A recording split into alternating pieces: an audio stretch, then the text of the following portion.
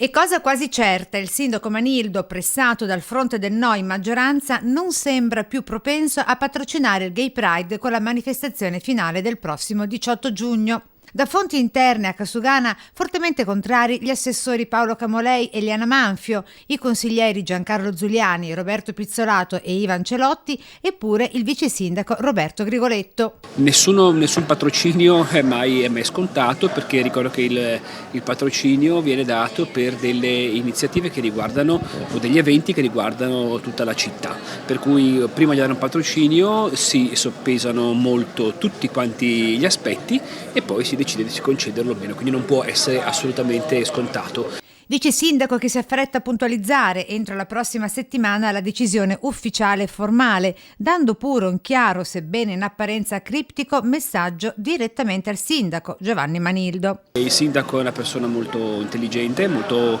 saggia e sa valutare che cosa è opportuno fare, quindi penso che tutti quanti debbano avere fiducia nella sua capacità di discernimento e di decisione. Insomma, i giochi ad oggi sembrano propendere per il no, diniego dovuto al muro di ferro incontrato con il comitato organizzatore del Pride, che proprio non vuole assolutamente modificare il percorso del corteo, che prevede il passaggio sotto le finestre del Vescovado in Piazza Duomo.